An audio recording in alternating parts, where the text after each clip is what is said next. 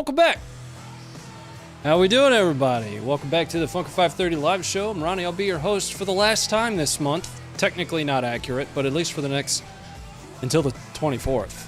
I got to go away on a little bit of a trip, so let me start off with a little bit of admin note before we get too far down into the stream. That way, if folks are just catching this after the stream goes live, that you've had a chance for me to make sure and reinforce the fact that I will be away for another 2 weeks. We've got a major project coming up very soon with broadcast television, and we're really excited as a team about it. So I will have to step away from the live show, but the live show is not stopping. It's not ending. Just got to take a break, work on a project, and we'll bring things right back. Welcome back. How we doing? I got hairs cut. I was told I had to be clean shaven too. I'm going to try and woo them otherwise so that I don't have to shave my face. What's going on? Man goes on more trips than Joe Rogan. Well, the last trip, I didn't really have any choice. Yeah, you kind of just have to do what you're told. I like that song. I'm going to put it back on. Hit the like button for me. Drop in the chat. Let me know where you're chiming in from. We always love to see it. We are an international community. We know that, and it's fantastic. You love it. We got a lot to talk about today, though. Today's stream is going to be a little bit different than historically, right? I got to turn that a little bit down. We recognize and realize that throughout the stream, throughout the night, a lot of new faces, new folks join. We typically have, some really high-level, important talking points to cover at the beginning of the stream, guys. What we're going to be doing is we're going to extend the length of the stream as a test. And the way that we're going to do that is we're going to have a bunch of stuff that we cover, and then some of it we're going to actually rehash for those that rejoin the stream later on. You'll understand and you'll realize what I'm getting at once we get there, but we're going to talk about a lot today. Time to kill that. We're going to talk about a lot today. We're going to talk about Belarus. We're going to talk about the Kirch Bridge, the Crimean Bridge, whatever you'd like to call it. We're going to talk about the Kherson front. We're going to talk about Kharkiv. And, we'll end up circling right back around to all of it, I'm sure. Once again, though, please do me a favor. I have happened to notice that the amount of likes has gone down, and that's okay.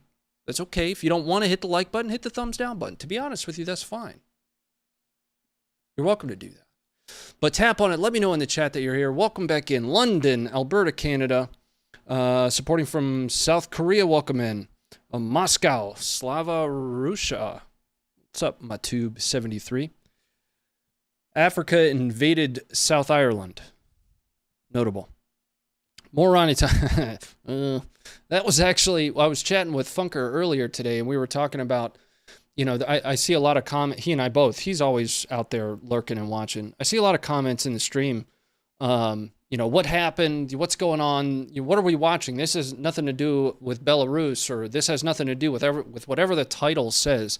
I can't list every video we're going to cover in the hour in the title. I do put them in the stream description, though, guys. So if you want to check the stream description, anything that I cover here is either on the website already or it's going to be on the website already. I've started pulling things that are still in the works from our writing team, from Josh and from Will and Austin.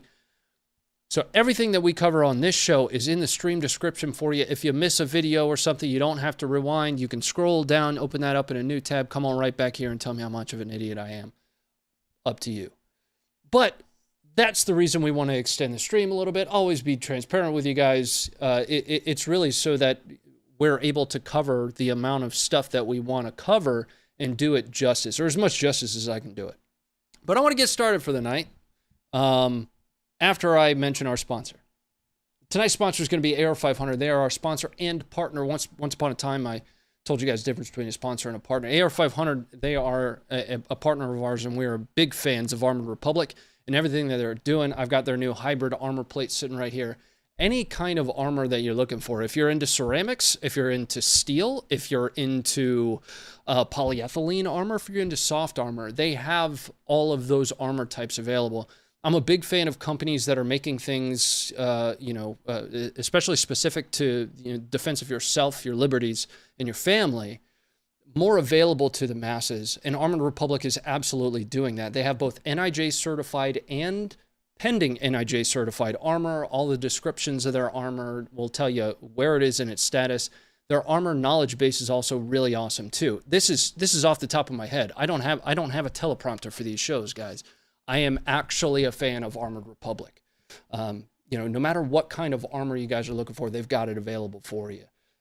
Check it out, ar500armor.com. Anyway, let's get started. We're going to talk about Belarus to start off the stream tonight. And we're going to start off with a video. Aleksandr Lukashenko, which is the self-declared president of Belarus. I'll get to that here in just a little bit. And Russia are officially now in cahoots. Let's take a look at a video here. Coming up. Не нагнетая обстановку, хочу, чтобы вы понимали. Если хочешь мира, нужно готовиться к войне. Всегда. Всю жизнь. А все хорошее, это будет хорошо. Поэтому, чтобы не допустить всяких столкновений и проявлений, мы, люди военные, должны иметь заблаговременно планы противодействия разного рода мерзавцам, которые пытаются нас втянуть в драку. Мы не должны им позволить втянуть нас в войну. Это наша главная задача. Не должно быть войны на территории Беларуси. И мы, военные, должны принять все меры, чтобы ее не было. All right, let's bring that back up. Let's talk about it. Essentially what he goes on to say is that he and Russia will be establishing a joint regional grouping of forces just across Ukraine's northern border. Now we're going to watch a series of videos here that are going to kind of bring all of this back to center for you. What I want to do is, after understanding Lukashenko there, and again, I'm going to get to the part about, him being in power. We'll get there. Just stick with me here. Belarus's defense minister, Vikror Khrenin, also had a few things to say. Pulling that up for you guys right now. Мы фиксируем, Full screen here. что наши соседи, украинцы, озаботились сегодня тем, что со стороны вооруженных сил Республики Беларусь могут осуществляться агрессивные действия. Речь идет о продолжающихся вбросах информации о якобы готовящемся нападении с нашей стороны. У нас ответ на это был и остается один. Не провоцируйте нас. Мы с вами воевать не собираемся. Ни с литовцами, ни с поляками, ни тем более с украинцами. Мы воевать не хотим. Если и вы не хотите и не будете предпринимать неправильные шаги, значит... Let's pay attention to words here. Something we talked about on Friday. Friday. Today's Monday. Happy Monday. Sorry if Monday's slapping you in the no-no spot. Something we talked about at this level of government, regardless of which government it is how much words matter. If you also do not want and will not take the wrong steps, then there will be no war. Значит, войны не будет. Наши планы – это планы обороны. На случай, если нападать будут на нас. Если хоть 1 метр белорусской земли будет подвергнут агрессии, как было сказано главнокомандующим, ответ будет мгновенным и жестким. Поэтому мы еще... Once again, words matter. Even if a single meter of Belarusian territory is subjected to aggression, the response will be swift and harsh. Поэтому мы еще раз предостерегаем от провокаций. Вы не хотите с нами войны, мы не хотим ее тоже. Для белорусов хочу сказать словами главнокомандующего. Ситуация сегодня не настолько обострена, чтобы паниковать. Каждый сегодня на своем месте должен спокойно заниматься своим делом. Вооруженные силы Республики Беларусь сделают все, чтобы обеспечить безопасность.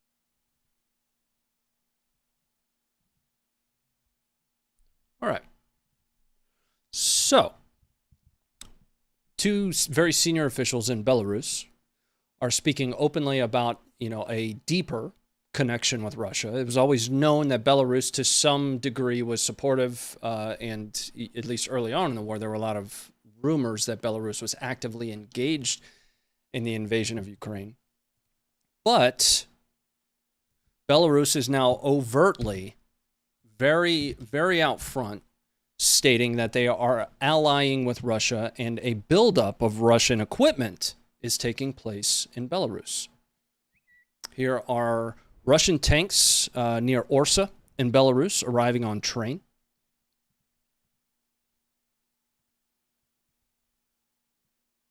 False flag. Oh, we're getting there. We're getting there, boss. Mountainman, thank you very much for the $10. Happy Canadian Thanksgiving to all the Funker team, especially Funker himself. Thank you to all those who've sacrificed. Thank you very much for the $10. And happy Canadian Thanksgiving to you. Wouldn't read into his words too much. We're going to get there. Let's bring this back up. One of our good friends, Operator Starsky, put out a tweet in which he is absolutely convinced that Belarus will invade between 3 and 7 days. He tweeted it out yesterday.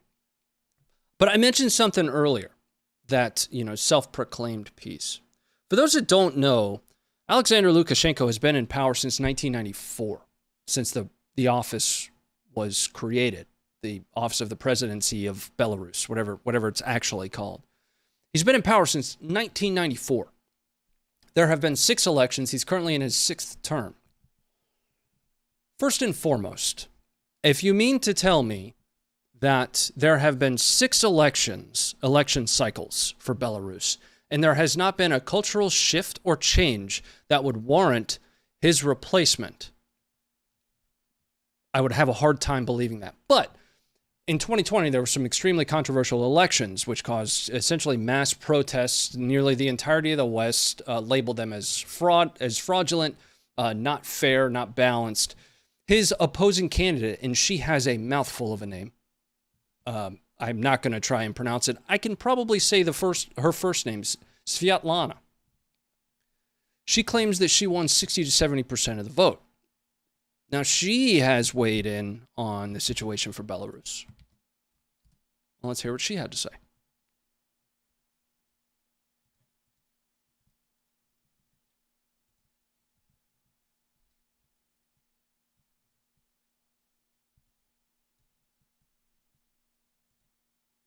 We are on the brink of dangerous war escalation. Lukashenko and Putin are trying to drag Belarus into a full-scale war against Ukraine. Under the pretext of a possible attack from Ukraine, Russia increases its military presence in Belarus. Dictators also announced the deployment of the combined Russia-Belarus force. But we know Ukraine doesn't pose any threat to Belarus. Ukraine fights for its freedom. It fights for its existence. The only threat is coming from Putin and Lukashenko. On one hand, they feel impunity. On the other, they are terrified of losing the war. It will be the end for both of them. In the following days, we can expect new attacks on Ukraine from Belarus territory, and there is a risk of dragging our soldiers into war. Therefore, I keep urging Belarusian officers and soldiers, do not follow the regime's criminal orders. Refuse to participate in Putin's war against our neighbors. I know that the absolute majority of Belarusians are against the deployment of Belarusian troops in Ukraine. I ask the international community to increase pressure on Lukashenko's regime. Let Lukashenko know that he will face the strongest possible sanctions and full political isolation if he continues complicity in the atrocities in Ukraine. Lukashenko and Putin are both war criminals and must appear before the tribunal. I just had a meeting with the United Transitional Cabinet. We all agreed that our goal is to support Ukraine because the fate of Ukraine and Belarus are intertwined. We are strengthening our presence in Belarus, reinforcing the resistance movement, and conducting information campaigns to prevent Belarus from participating in this war. We also seek to strengthen collaboration with the Ukrainian people and form an alliance between Ukraine and democratic Belarus. Only together we can stop the Russian aggression. Let's bring it back up. So once again, Lukashenko's defense minister, are stating very specifically that if there is any aggression towards Belarusian territory, there will be what is effectively a swift response. Let's look at this from Russia's perspective. The last time Russia opened multiple fronts, and I don't mean multiple fronts in the land bridge in the current 4 territories that they currently hold ground. I mean the north, the northeast, the east, and the south. They were only able to get so far before culminating, and it actually happened very fast. From Russia's perspective, opening a front in the north backed by Belarusian soldiers keeps a lot of combat power off of Russia's plate that they need to supply. Yes, there are tanks that are flowing in, but theoretically, Belarus would be providing a lot of that combat power.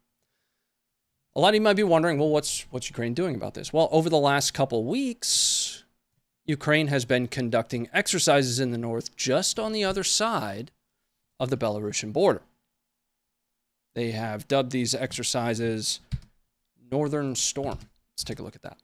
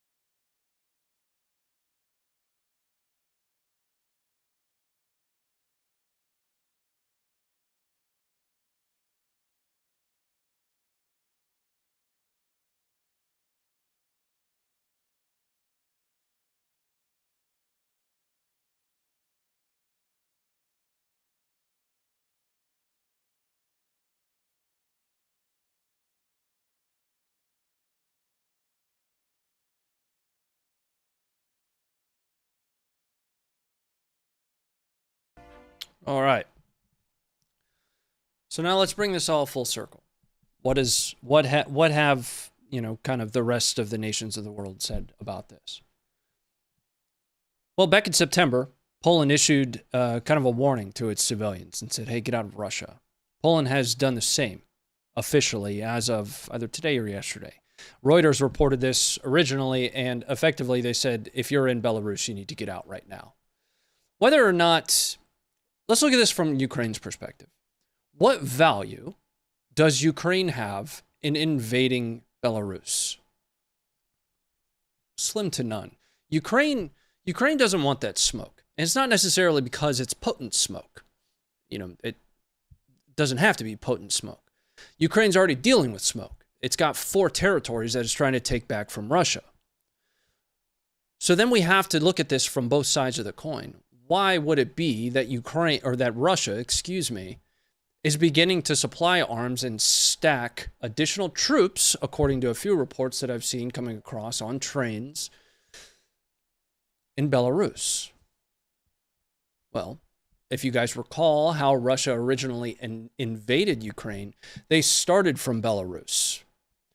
They started by coming from the north, which was the shortest route to Kiev. Their goal, ultimately, it's believed, was to take Kiev as fast as possible and force capitulation while securing as much ground as they could in the east and in the south.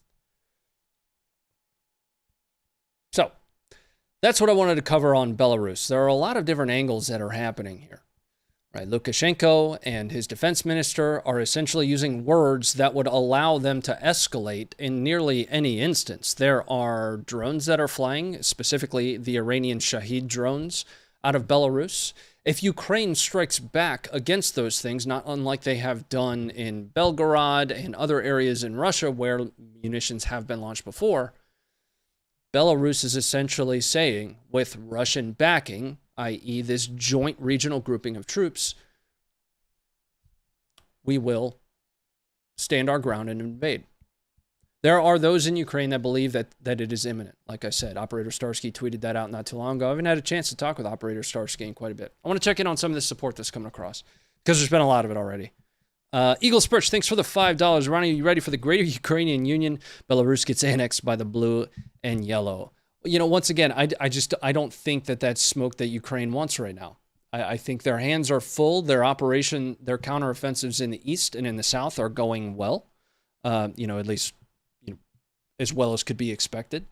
And opening up an additional front like that spreads them thinner than they theoretically need to be. Mountain Man, thanks again for the super chat. On my side, it's $7.23, but I think it came across as $10 Canadian. Happy Canadian Thanksgiving to all you guys up there north of the Niagara Falls. Isaac, thanks for the $20. Have you seen the new General Dynamics Abrams X tank? I did see that.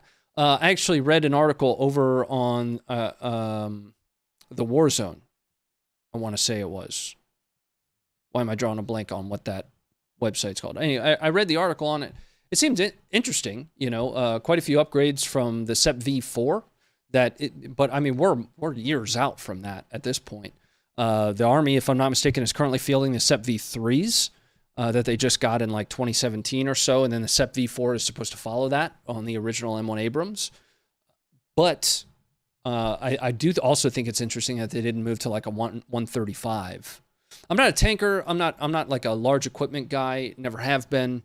Again, even my Intel background was less S2, more information operations.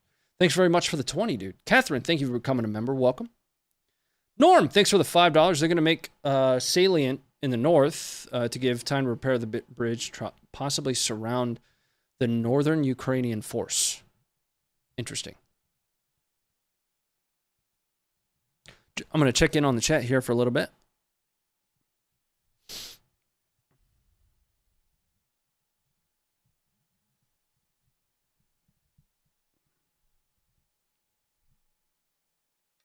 Turn on some music. Oh, that's a good one. What do you guys think? Let me know in the chat. I want to read your thoughts. Is Belarus posturing or setting conditions to invade from the north with Russian backing? Direct Russian support.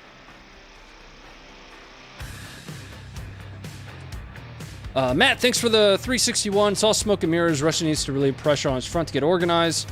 They don't have offensive capabilities right now. That's a great point. That's profound. It is. Chris, thanks for the 139 Canadian. Thanks for that, dude. Again, just because, but honestly, thank you for keeping us informed. Thanks for the shout out to Canadian Thanksgiving. Absolutely. Remember, what I do? Sleeps good undercover. Oh, goodness. Stop it. Get help. Thanks for the 139. Yes, invade from north, getting backed. Oh my goodness, chat's rolling right now. Keep it going. Show us the gams, Ronnie. You have to check in with me on the other channel after tonight. Yeah, in Dialot. Okay.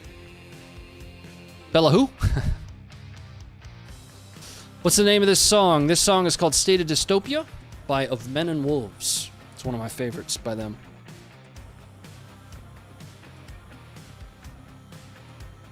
I think they'll allow Russia to move troops, but don't think they'll get involved directly. Okay. You know Russia's putting pressure on Belarus, more than likely. Belarus is posturing for an eventual invasion. Yep.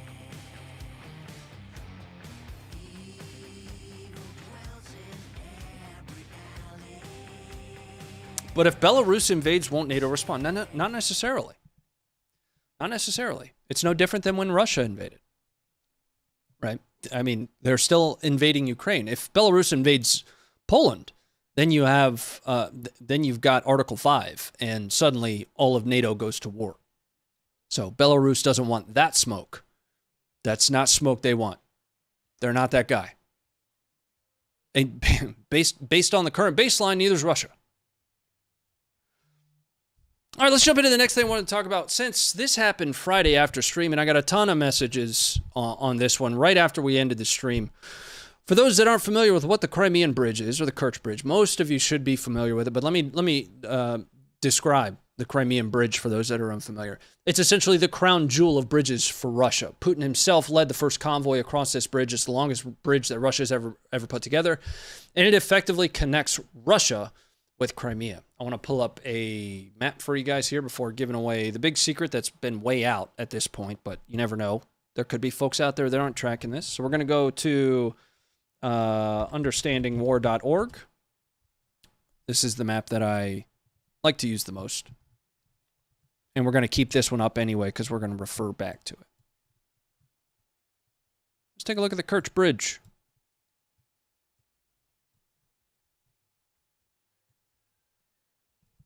Here you are.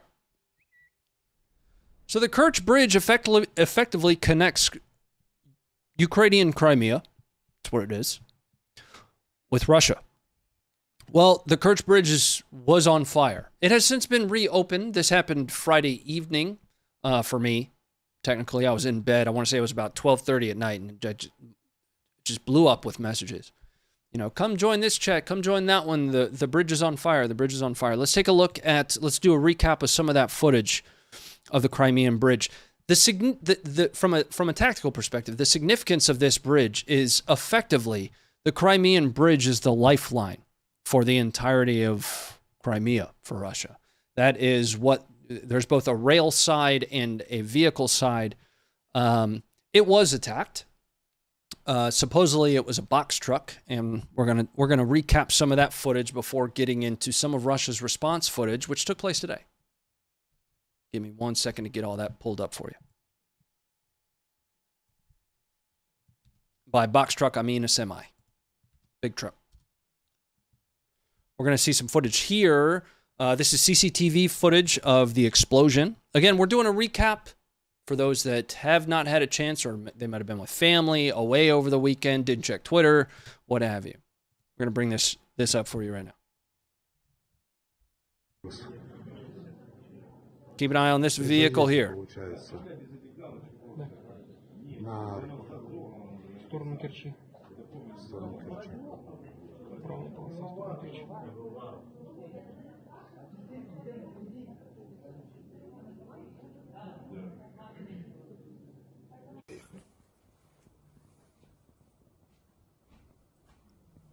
Now, this one I want to pause on. I want to pause here, and I want to highlight something. Again, words matter. And I said that it was reported as a box truck, and I meant semi. You've got that semi up here in the top right. A lot of people are pointing to this breaking water here, just under the bridge, just before this first support, as potentially being some form of a boat or watercraft that is actually the source of the explosion. I'm going to slow this down to quarter speed. We're going to start here. Then we're going to bring it back up, and we'll talk about it.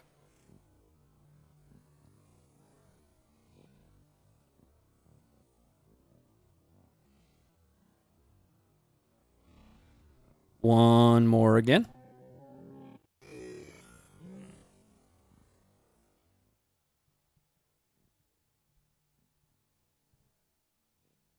John Wayne, thanks for the $10. Do you think there'll be any prospects of Poland and Lithuania getting involved independent of NATO if Belarus were to join the war? No, I do not. No, I do not. Just based on how intertwined Poland is with the United States at current.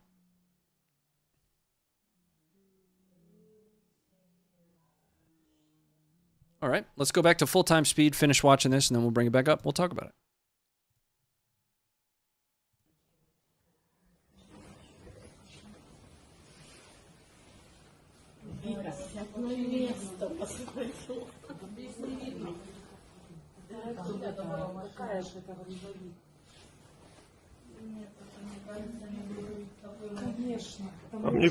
So that second explosion, I forgot about that one. That second explosion is reported to have been a fuel tank. What you're looking at is video from underneath of the rail side. Is a fuel tank on a train that ends up catching fire. We'll see some video of that here in a bit.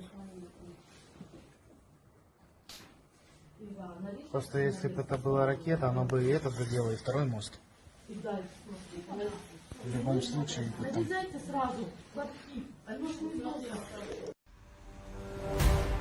Hey, AR-500. All right. Now let's take a look at some more footage. We've got more. Here's some additional footage of all that destruction.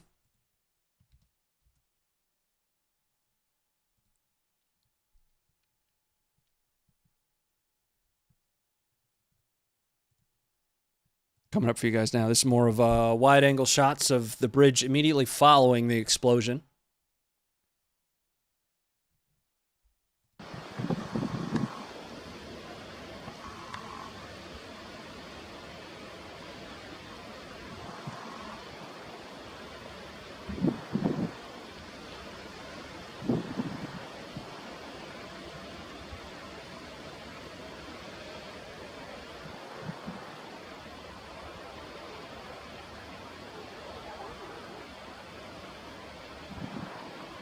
Not so great. 123. Going to answer that question here in just a second. I'm going to pause my chat.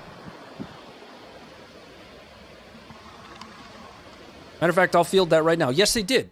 Through Belarus, without direct Belarusian support. Without at least overt or announced Belarusian support. Thanks very much for sending in the question. Chris, thanks for the 50. For your family from Canada. Thanks very much for that. Let me turn the volume back on here.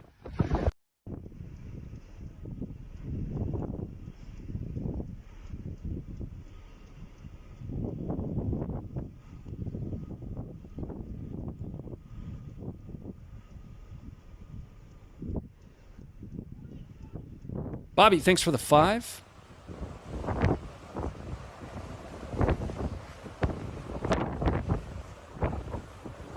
Bridge cost 227 rubles to build.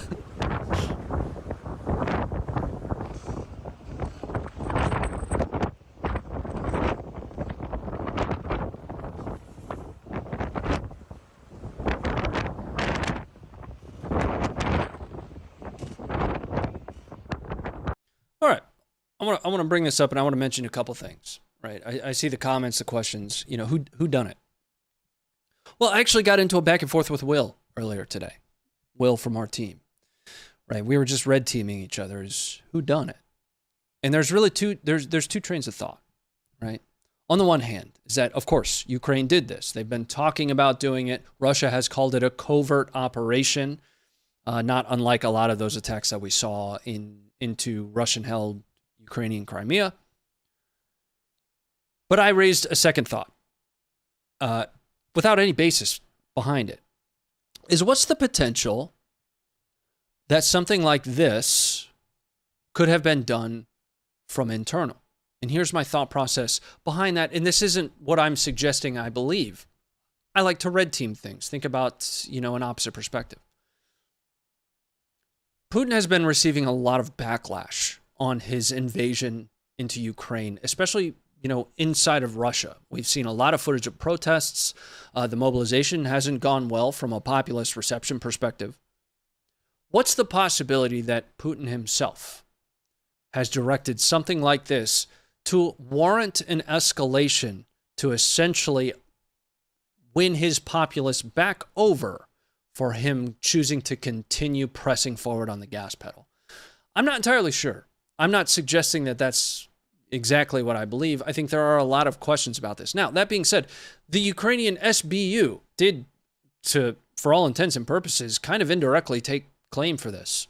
Ukraine actually released a stamp, if I'm not mistaken, like less than a day after the Crimean Bridge was attacked, with the Crimean Bridge on fire. So there are indications that it was, just as has been reported, an attack from, or sponsored by Ukrainian covert operations of some kind. But you can't help but wonder, what did Russia do, though? So if this was Russia, how did they respond? How did they escalate? Well, Russia has effectively left Kiev, Lviv, areas of the West where Ukraine is really not actively mounting any offensive operations, not really a threat directly to the loss of ground that Russia has been experiencing over the last couple months. And they decided to send 83 missiles. Now, Putin himself talked a little bit about their response. We're going to watch his video here.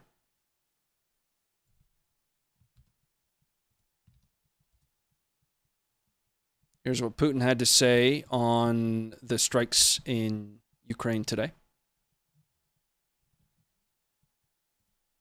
Сегодня утром по предложению Министерства обороны и по плану Генерального штаба России нанесен массированный удар высокоточным оружием большой дальности воздушного, морского и наземного базирования по объектам энергетики, военного управления и связи Украины. В случае продолжения попыток проведения на нашей территории терактов, ответы со стороны России будут жесткими и по своим масштабам будут соответствовать уровню угроз, создаваемых Российской Федерацией. The responses on Russia's part will be tough and will be proportionate in scope to the level of threat being created for the Russian Federation. Ни у кого не должно быть. Let's bring that back up. Go ahead and check out that Twitter link for the translator. You gotta love somebody that's translating for you. So Russia launched 83 missiles into Ukraine. Where did they hit? Well, the goal was to hit critical infrastructure. And when I say critical infrastructure, technically speaking, is banned by the Geneva Convention for direct targeting. But Russia hit a thermal power plant in Kiev, and we're going to focus mainly on Kiev.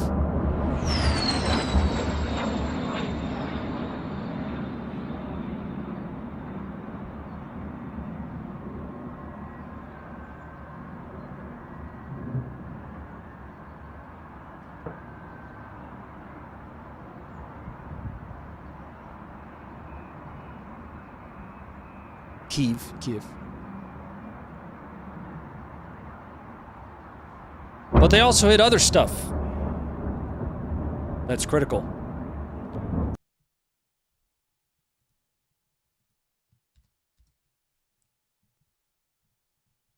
Like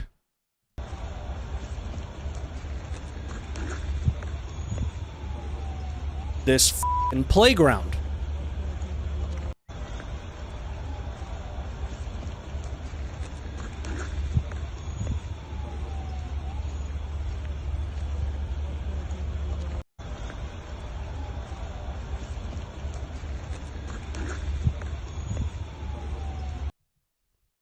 Got another one coming up for that one.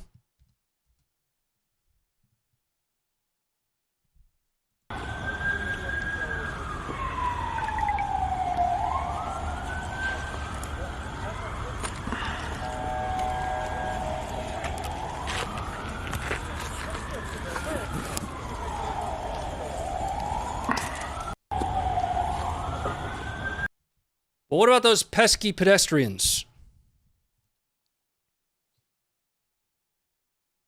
They are valid military targets, correct? Russia thinks so too. That's why they targeted this pedestrian bridge. It's a beautiful bridge.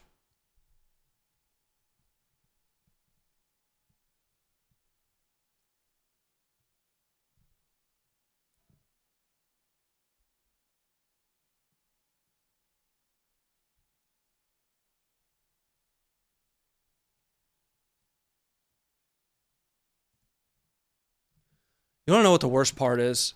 They didn't even destroy the bridge. It's still there.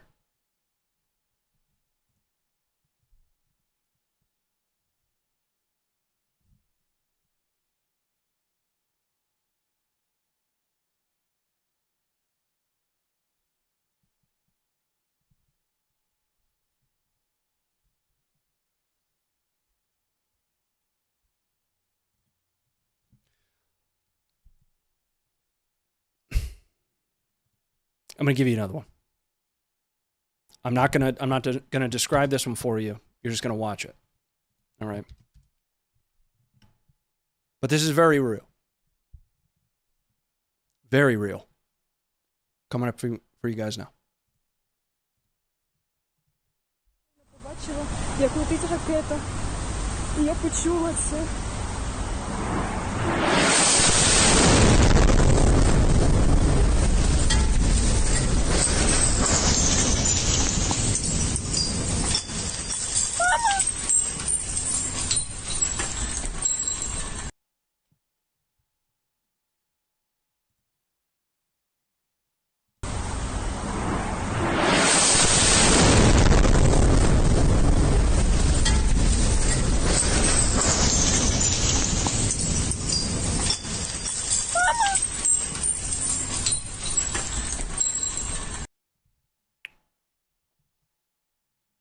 Now, although they launched those 83, Ukraine reported that they shot down 45 of them. The only video that I was able to find is actually posted on our website and on the app. If you haven't downloaded the app, again, guys, I'm only covering a very small fraction of what we post in the app and on the website, funker530.com. Just head to your app store, type in Funker530. We actually, not too long ago, were rated higher than quite a few of your mainstream media. There have been over 300,000 downloads of the app and over 10,000 five-star reviews. Go check it out. I didn't even know that this was possible. One of those 45 that was shot down was actually shot down by a man-portable IGLA system, a man-pad, man-portable air defense system. The video you're about to watch is of a Ukrainian shooting down a Caliber cruise missile with a man-pad. Check this out. Идет!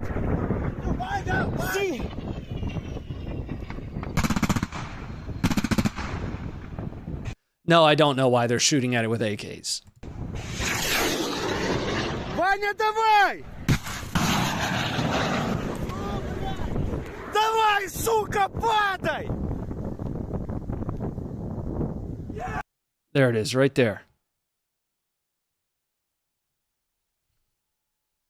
Да, бля! Давай! Let's watch that again. Идет! Давай, давай!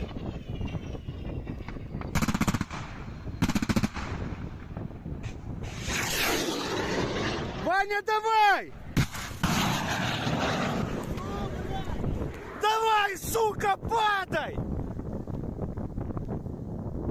Да! I'm going to be honest with you, I didn't even know that was possible. I didn't think that was a thing. That you could shoot down cruise missiles with man-pads. All right, I got to check in on the chat here because you guys have been really generous about it. Eagle Spurge, thanks for the $2. Can't Get Right, thanks for the $1.87. What did Russia gain with these missile strikes? They did hit some critical infrastructure.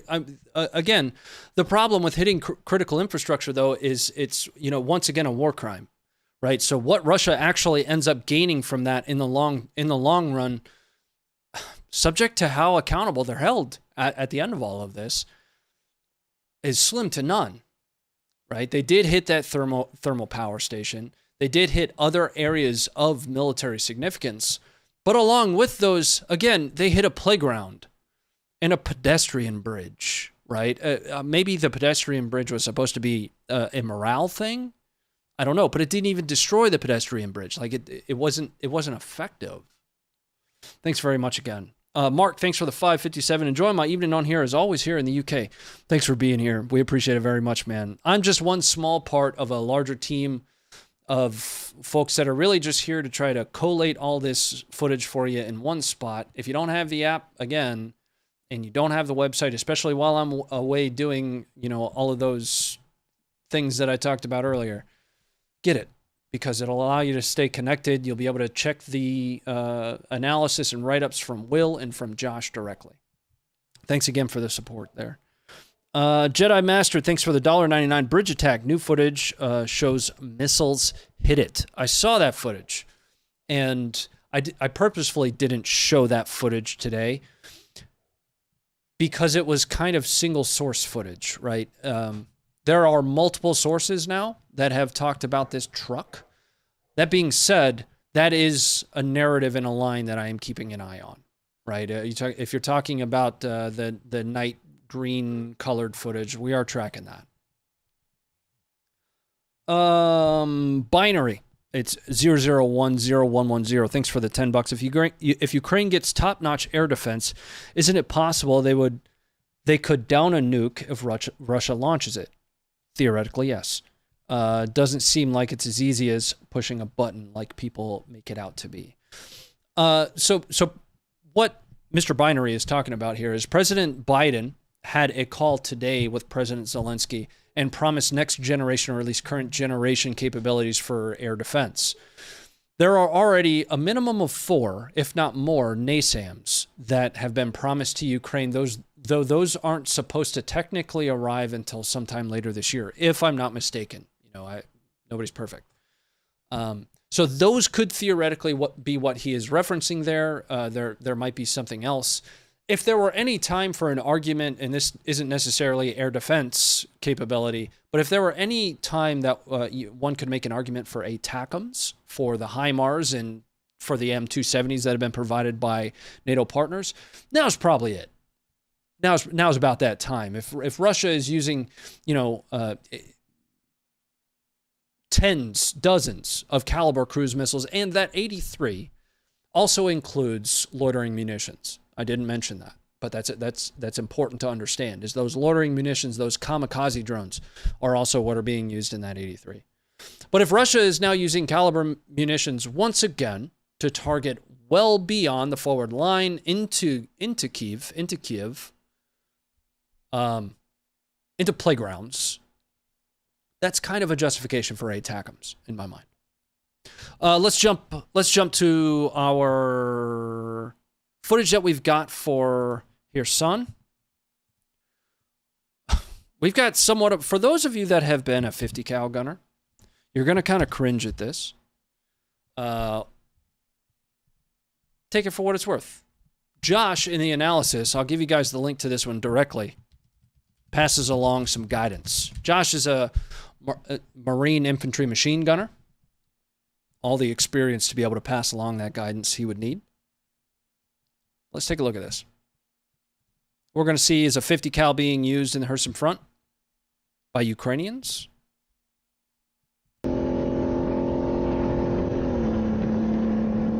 And it's mounted on top of an M113.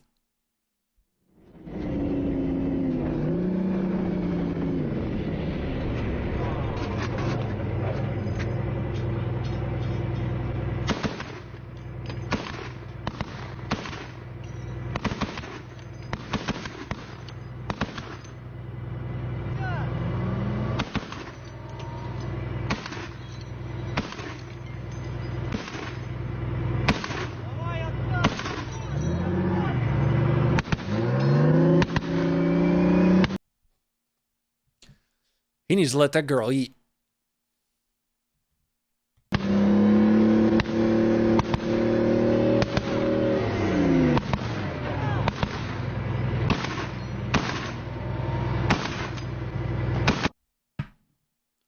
Now, why exactly it's, single, maybe 2 rounds at a time, I'm not sure. I'm not sure if they were having an issue or if, they're really just there in a support role. But Josh's analysis, it's an open letter to this machine gunner. He says, please depress the butterfly trigger to the back of the grip. Hold your thumbs down until 6 to 8 rounds of 50 caliber ammunition has left the barrel of your weapon system. You can achieve this rate of fire by audibly saying the words, "Run, fuzzy bunny, run." 6 to 8 rounds. He's only got like 30 rounds. Could be ammunition shortage. Yeah, you're absolutely right. All right, let's take a look at the next one. So the next one we have from the Kherson front is going to be Ukrainian forces making close contact with Russian forces.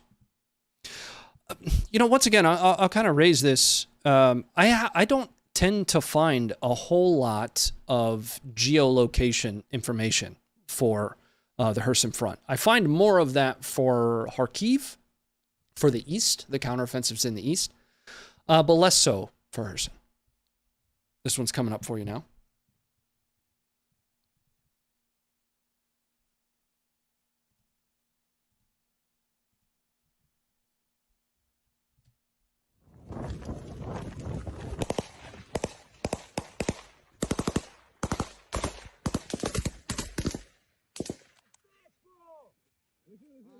Есть аптечка, есть. Wyatt, that's what I was taught to, boss. I was going to say the, Бери аптечку. just for Josh, the other one, for the stream. Сильно козу. Сейчас, иди.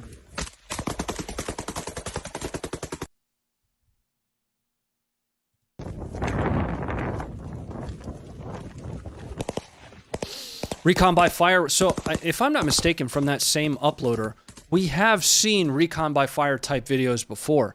And the specific one that I have in my brain is they actually drive a Humvee across a wide open field trying to bait a Russian T-Series tank out with a 50. But he's letting it eat.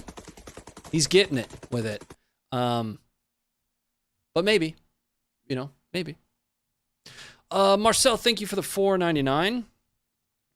Do you think that Ukraine should get our new Striker A1 platform? Potentially, right? Something that we have to, it depends on which pot of money it comes from. There are 2 pots of money, ultimately, that the aid to Ukraine is coming from. Presidential drawdown, which is from current stock. And then you have the Ukraine Security Assistance Initiative. Ukraine Assistance Security. USAI or UAS. Ukraine Security Assistance. We're just going to call it that. Effectively, Ukraine Security Assistance is drawing from industry. It's allowing the United States to open contracts with industry, our industry, the defense industry, to provide equipment, arms, munition, etc. to Ukraine. Presidential drawdown is coming from current stock. So when you see this 600 and some odd billion, or that's 400 and some odd million, or this, it hadn't hit trillion yet. All right, let's knock on wood for that one. But this amount of money has come or is going in support to Ukraine.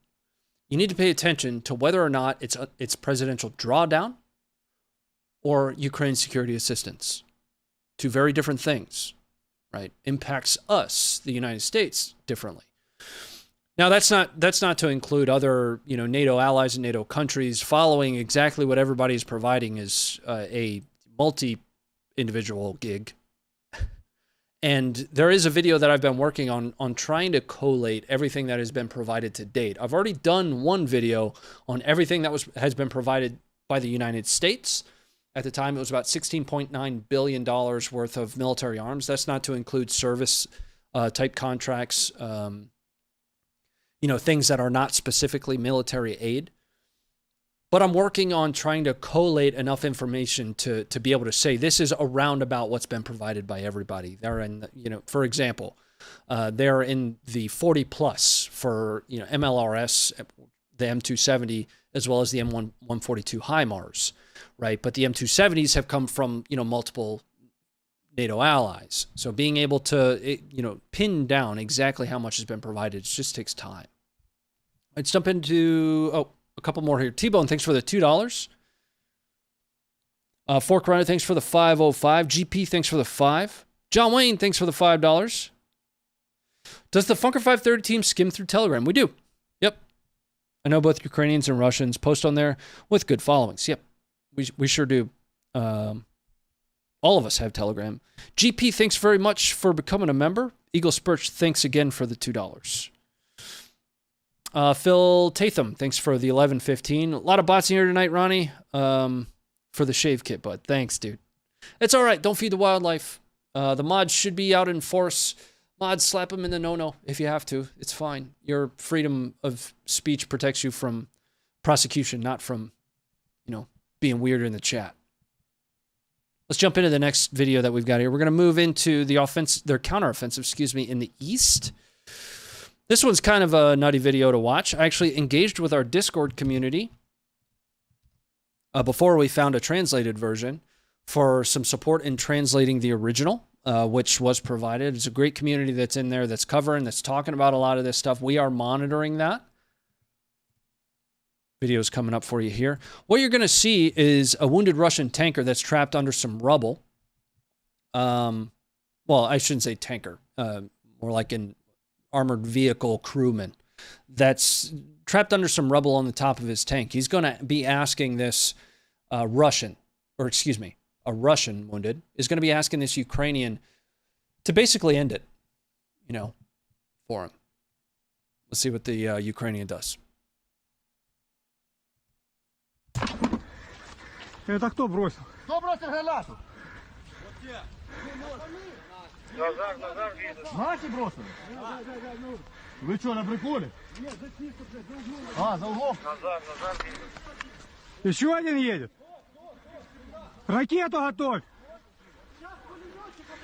А ну, прикрывай, давай я его. Куда ушли? Туда? Тварина, блядь. Ты шо ты, сука? Пизда тебе. Ногу я тебе отрежу сейчас.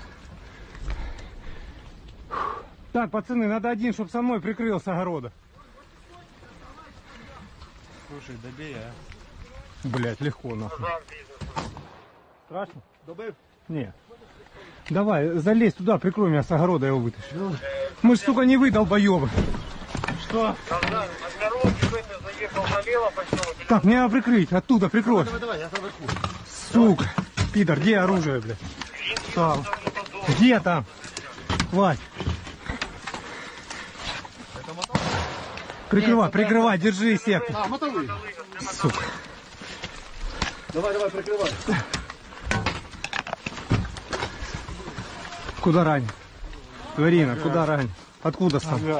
Сам откуда, блядь? Быстро. Кострома. Кострома, блядь, моем купинский.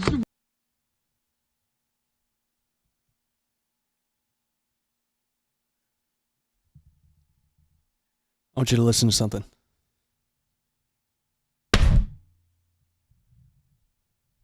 Anyway. Ай, блядь, я врач. Какой ты нахуй врач? Врач, блядь. Кострома. Кострома, блядь, моем купинский. Ай, блядь, я врач. Какой ты нахуй врач? Врач, блядь. А что ты людей убивать едешь? Не убивал я никого. Да расскажи мне, блядь. На бетаре, блядь, он, сука, пидор ебучий. Вытаскивай на... все, чувак. Я врач, блядь. Ну, короче, тебя зажало, тебе пиздец. Его не достать, пока бэху не отдай. Чего не достать? Это достанет. Не, ну нога. Его привалило полностью. На, блядь, держи. Врач. Его надо, блядь, Был бы ты врач, нахуй. Ты б сюда никогда в жизни не приехал мирных убивать, блядь.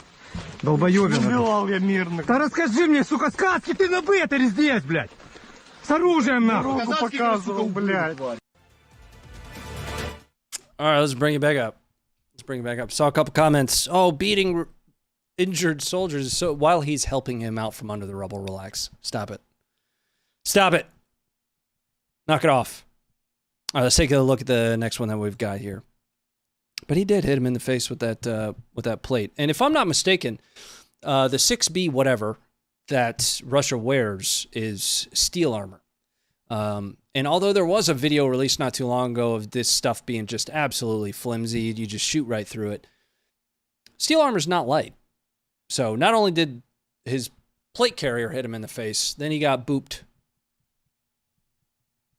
right in the nose. So we've got footage of a Russian convoy taking losses under an artillery barrage from the 54th Separate Mechanized Brigade. Now, this is somewhere near Donbass. Donbass is big. Don't exactly know where, but that was the best I could do for geolocating. That's why I have this listed in the east section. Coming up for you guys here. Copywritten music, gonna keep that down. Play our own music.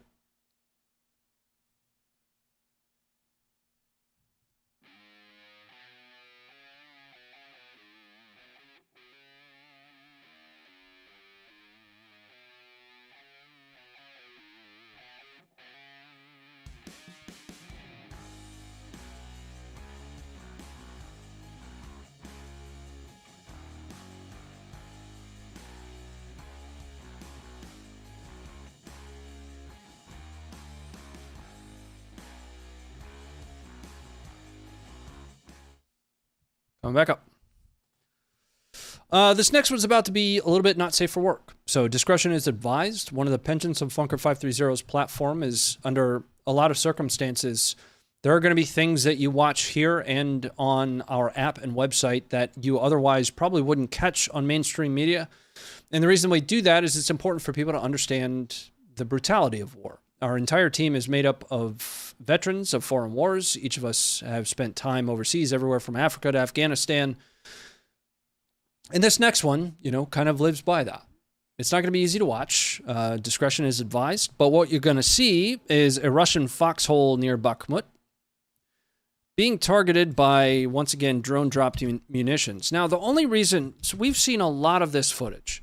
Right, the use of quadcopters to drop everything from mortars to RGDs, hand grenades.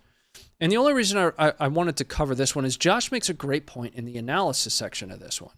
And that is that just about every military effectively uses camouflage to conceal fighting positions from both direct and indirect fire. Russia kind of continues to not do that. They continue to understand that they are receiving contact from drones, which is, at its most fundamental level, a form of indirect. And they continue to leave those fighting positions open from the skies. Video's coming up for you guys here in just a second. Benito, I'll respond to that in just a second. Once again, discretion is advised. No audio for this one, guys.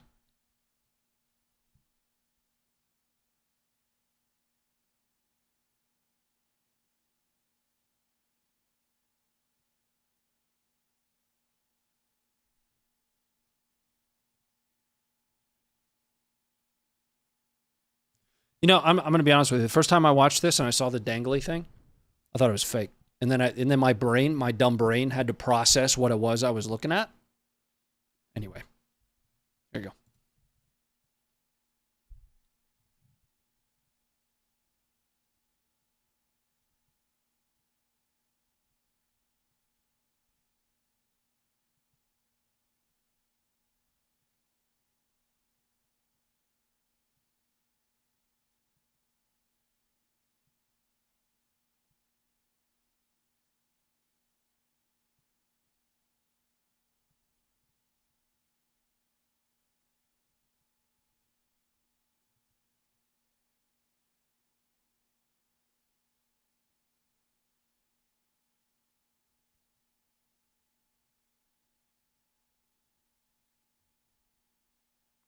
What would a direct fire drone look like? Skynet.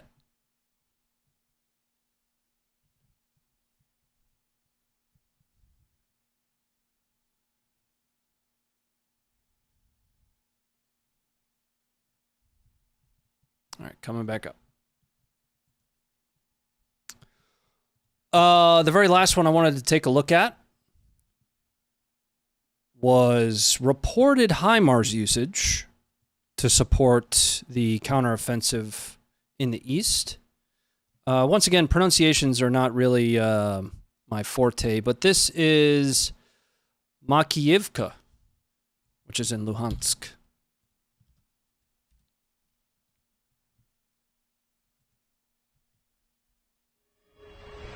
Copyright music. For those that, need an explainer, this is a Russian convoy being targeted reportedly by HIMARS.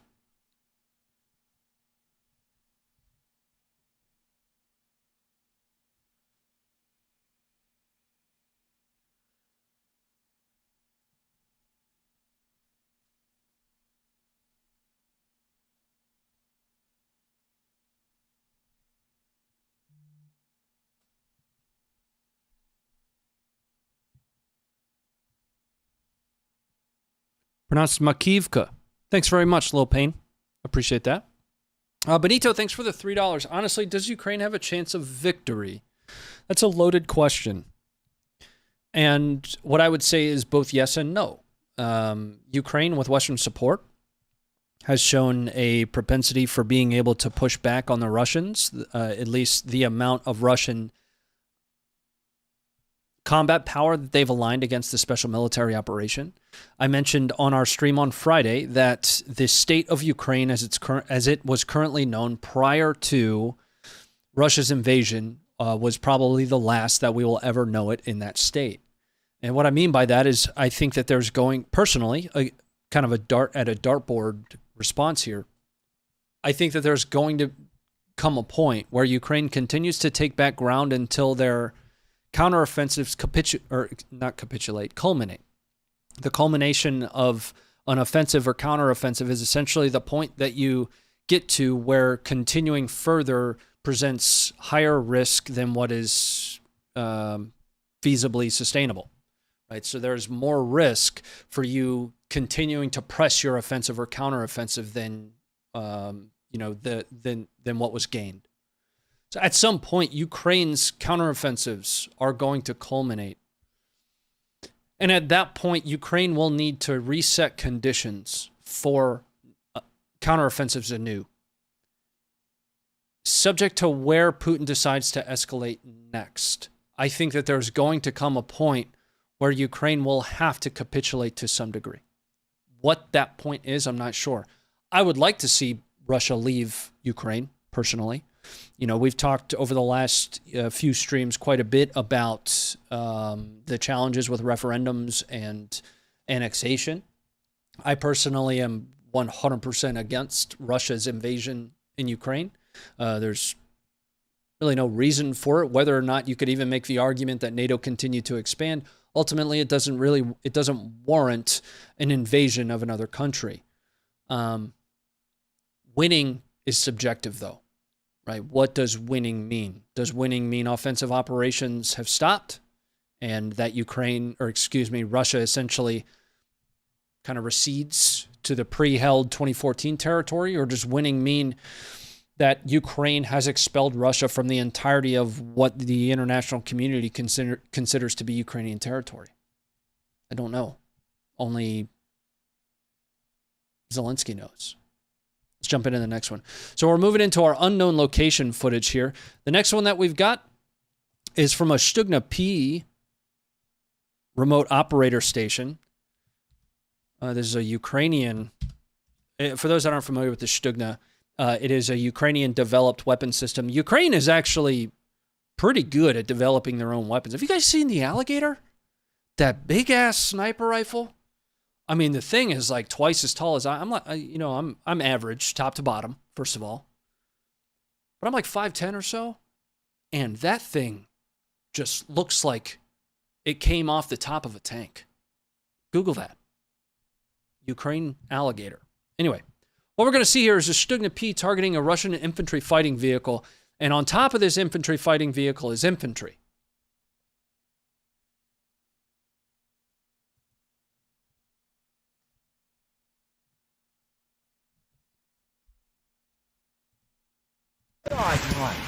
Прям на наш выход.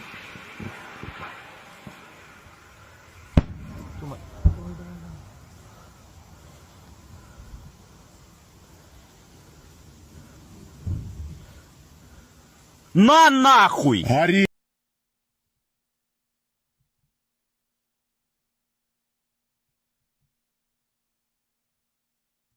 Сука! Горит! Ой!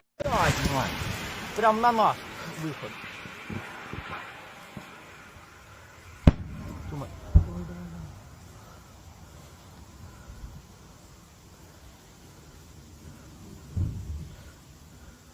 На нахуй! Горит! Сука! All right, coming back up. The next one we've got that I don't have a location for this one. War's gross, guys. I don't have a location for this one, but what we're going to watch is artillerymen, Ukrainian artillery. There's a chance that this could to some degree or some level be staged, right? Either side of it could. The end result can't. And you'll see what I mean by that here in just a second. Somebody just said 10% from the VA, and I didn't want to see that, but I did. Here we go. Copywritten music.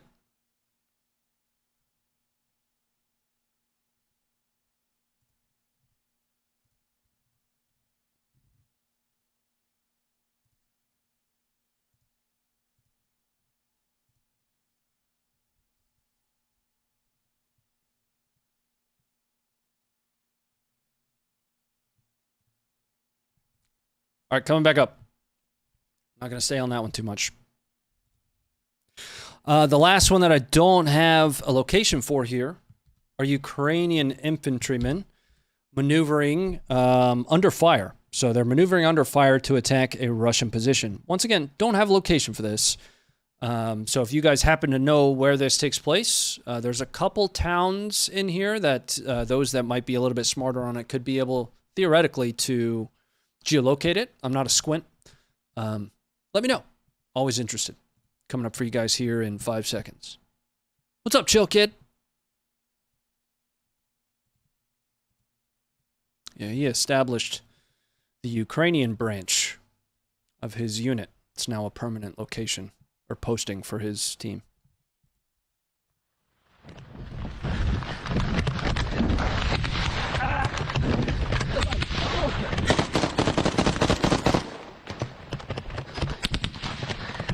Hold on a second.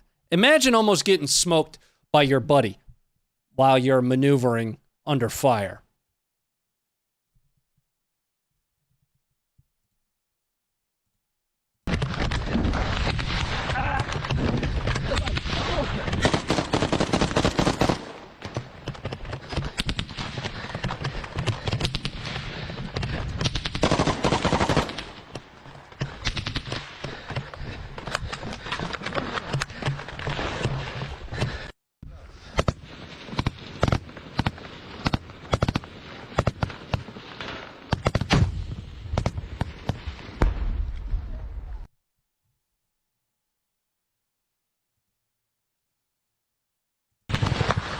I want to look at one thing here.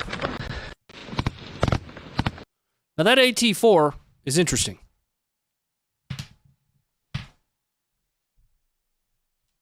Stand by.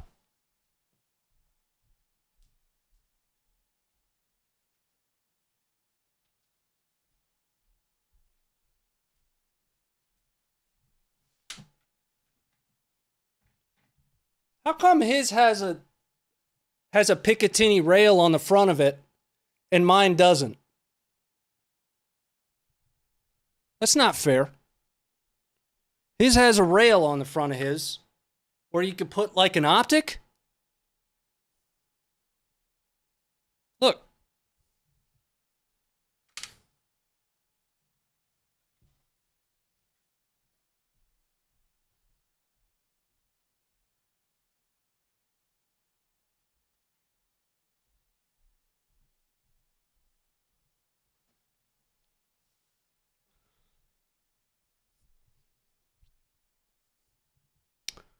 Moving on to the next one. So what I want to do here is I want to check the homepage. And I want to see what we've got posted to the homepage while we've been live. So Josh is actively working against his videos for the day. We've got a Ukrainian tank battle happening right now. I shouldn't say right now, but it was just posted. Video is going to be coming up for you guys here in just a minute. And this takes place near Bakhmut. I don't know if I'm pronouncing that the right way. Here you go.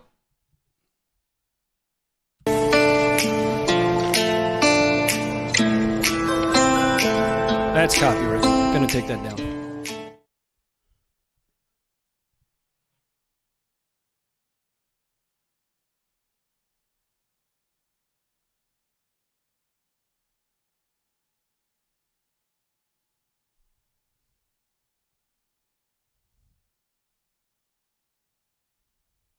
Genetics. It is poor genetics. Dan, thanks very much for the $10 super chat. Keep up the work. Good work, guys. Takes a lot of work to do this. Yeah, probably a lot more than we really talk about. You know, the Funker 530 platform is so much more than just a YouTube channel. We are an app. We are a website. We're a Facebook page. We're a YouTube channel. It all started on YouTube. We started here. But then we started to really understand what big tech was kind of doing, right? A lot, it really came to fruition for us, or we understood it. 2016-ish, the Syrian civil war. We had a ton of footage here on YouTube. And the website was alive. You know, it was more of a blog at the time. Suddenly, YouTube deleted all of that footage. It's all gone. Right? We kind of understood the necessity of having a well-refined platform of our own to host this stuff, to collate it in one spot. We're not perfect, and the app's not perfect. But the best that we can do is what we have the time and ability to do. We're 6 people deep. We're not a large team. There's 2 writers. Me, I do the live shows, and I'm part of the admin staff. Funker, he works with our developers on everything to keep the website going, to keep a website live. Here's a stat for you. When Russia invaded Ukraine, we were doing 4 million page views a day. The infrastructure behind that alone, So we appreciate comments like that, man. The recognition means a lot to us. It does. Anthony, thanks for the $10. I feel Ronnie withdrawals coming on already. Great content as always. Good luck with your Secret Squirrel project this month. It's not a Secret Squirrel. I'm going to go film a TV show. It's all good. And thanks very much for the $10. Catch it when you return in November. No, we'll be back. What day is that? I can actually tell you what our first stream back will be. The 26th. It'll be a 1-stream week because then I've got to do the army cult thing. Sounds fun, doesn't it? Thanks very much again for the 10 there, brother. Nikolai, thanks for the $5. Are these Russian grunts not being told of the threat from above, or is Russia just getting rid of a class of citizen purposefully? The latter part of that statement is profound because the mobilization absolutely is targeting the lower class. Whether or not you can correlate directly the foxhole video to anything of that sort, it's hard to do. But it's apparent that there is a breakdown in just fundamental knowledge of how to be military for Russia, including at the command and control level. Logistics is almost as though it's a foreign concept. We've seen that since February, 26th, the first time Russian vehicles started breaking down because of fuel shortages, right? There are fundamental challenges that Russia, from a planning perspective, from an execution perspective, has put on, full display. That regardless of, whether or not you support Ukraine as a nation, it's undeniable that the fun, and again I use that word, and I'm kind of foot stomping it. Fundamental challenges, or those baseline things that you're supposed to be able to do as a military, Russia is failing on. Right? Supplying your troops is critical. It's absolutely critical. Anyway, I don't want to dive too far down there. All right, I think we're all caught up on that. Oh, JC, thanks for the $10. Let's not forget, we're not watching a Call of Duty match. There are lives being destroyed on both sides. You're absolutely right. There are.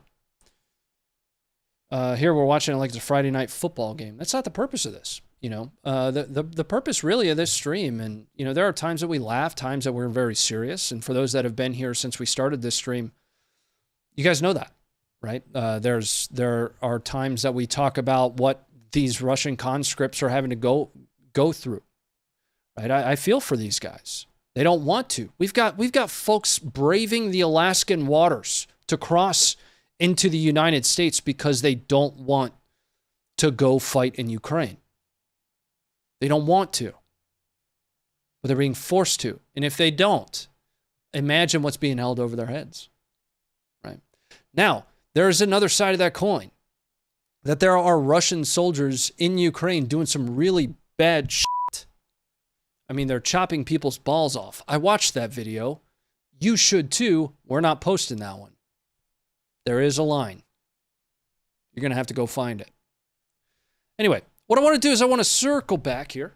It's time for us to circle back, talk about a couple of those, you know, top level discussions that we had earlier on in the stream. There are undoubtedly people that have joined us since we kicked off. The stream typically starts Monday, Wednesday, Friday, 6 o'clock p.m. Eastern Standard. And we normally lead off the stream with a couple key talking points about things on a more global scale. We're going to talk a little bit about Belarus before we end things out tonight. The President Aleksandr Lukashenko had a few things to say about a recent buildup of both Russian and Belarusian troops on the Ukrainian border. This is coming up for you guys right now. Обстановку хочу, чтобы вы понимали. Если хочешь мира, нужно готовиться к войне.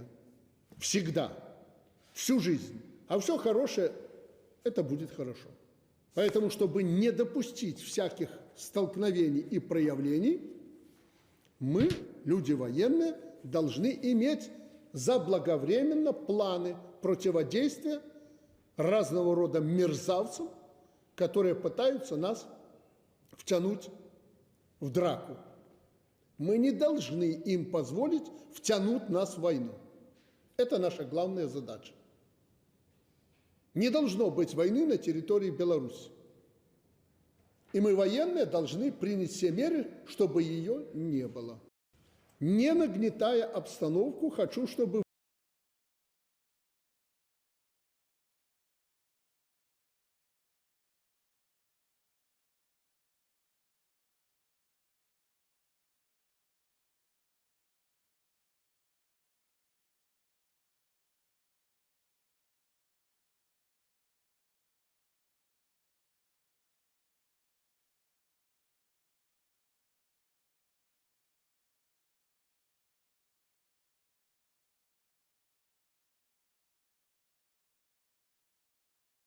Фиксируем.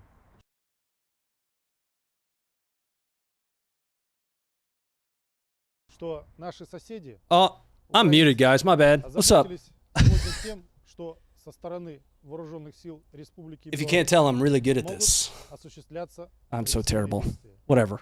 Речь идет о Here you go. продолжающихся вбросах информации о якобы готовящемся нападении с нашей стороны.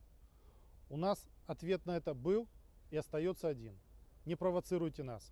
Мы с вами Don't worry, I've only been making live content for 4 years. Eventually, I figure we'll get it, right? Не тем более с украинцами. Мы воевать не хотим. Если и вы не хотите и не будете предпринимать неправильные шаги, значит войны. I'll bring this full circle for you when he's done. Наши планы – это планы обороны. На случай, если нападать будут на нас. Если хоть 1 метр белорусской земли будет подвергнут агрессии, как было сказано главнокомандующим, ответ будет мгновенным и жестким. Поэтому мы еще раз предостерегаем от провокаций. Вы не хотите с нами войны, мы не хотим ее тоже. Для белорусов хочу сказать словами главнокомандующего. Ситуация сегодня не настолько обострена, чтобы паниковать. Каждый сегодня на своем месте. All right, let's bring it back up. So what I was saying, while there was absolutely a technical difficulty that I did not do myself so that I could go and grab water and you didn't hear me go get water, absolutely something outside of my control. Am I muted again? All right, we're good.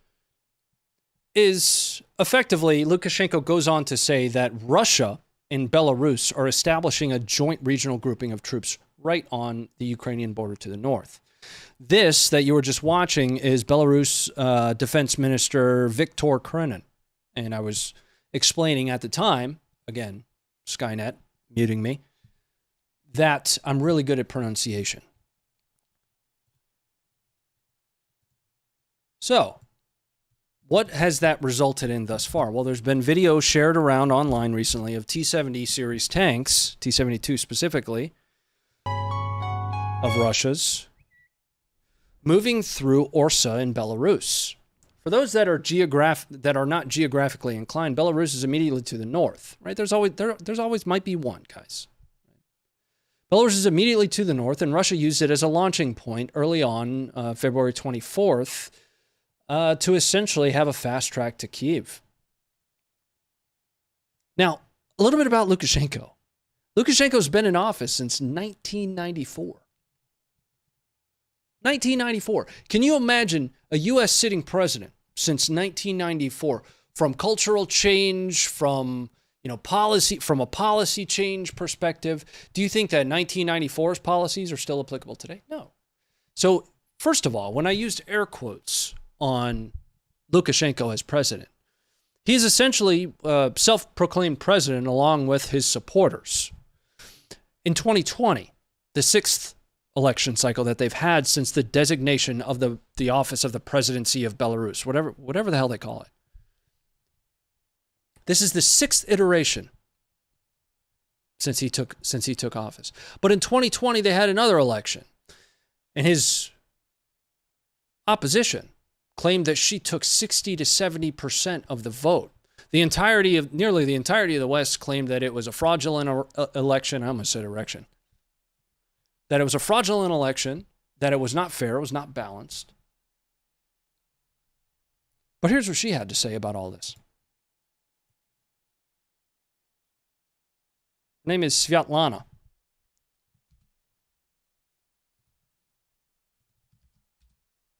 We're going to bring this full circle for you, don't worry.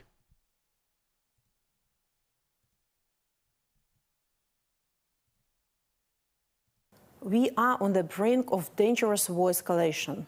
Lukashenko and Putin are trying to drag Belarus into a full-scale war against Ukraine. Under the pretext of a possible attack from Ukraine, Russia increases its military presence in Belarus. Dictators also announced the deployment of the combined Russia-Belarus force. But we know Ukraine doesn't pose any threat to Belarus. Ukraine fights for its freedom. It fights for its existence. The only threat is coming from Putin and Lukashenko. On one hand, they feel impunity. On the other, they are terrified of losing the war. It will be the end for both of them. In the following days, we can expect new attacks on Ukraine from Belarus territory, and there is a risk of dragging our soldiers into war. Therefore, I keep urging Belarusian officers and soldiers, do not follow the regime's criminal orders. Refuse to participate in Putin's war against our neighbors. I know that the absolute majority of Belarusians are against the deployment of Belarusian troops in Ukraine. I ask the international community to increase pressure on Lukashenko's regime. Let Lukashenko know that he will face the strongest possible sanctions and full political isolation if he continues complicity in the atrocities in Ukraine.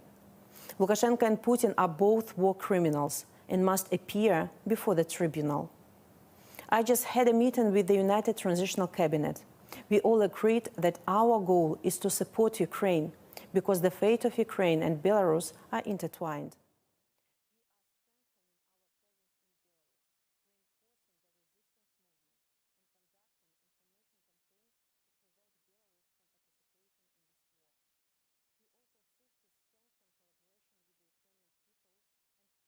Oh my God, guys, I'm killing it today.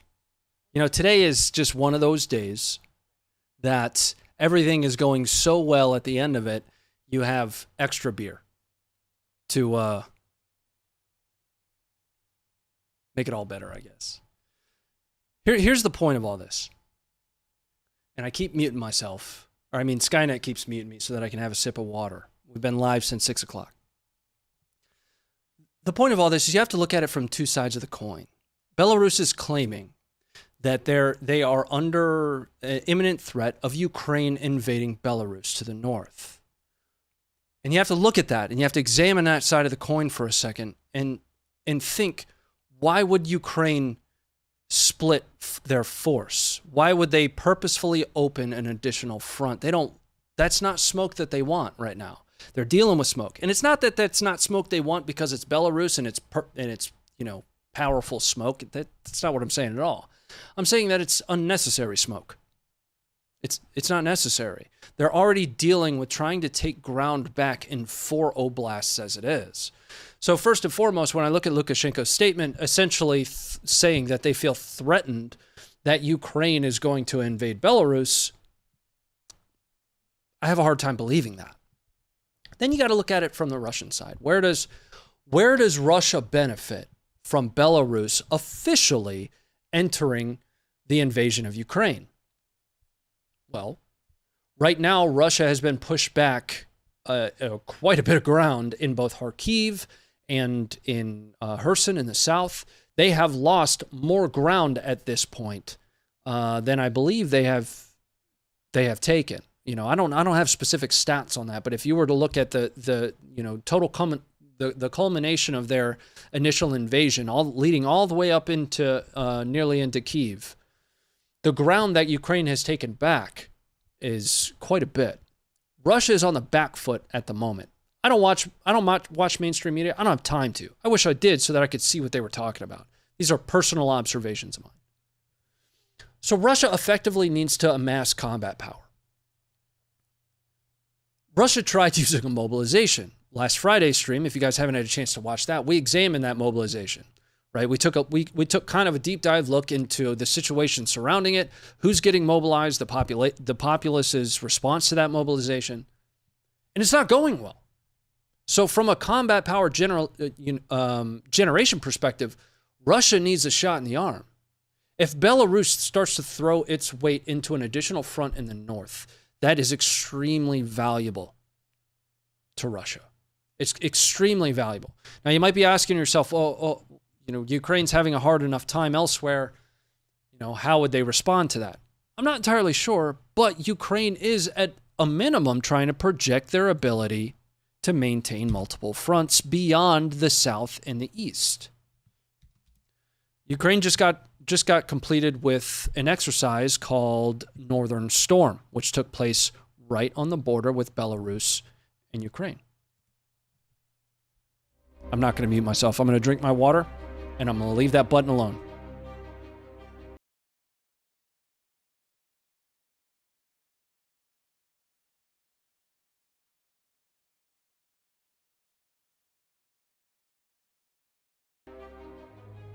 Mike, thanks for the $2.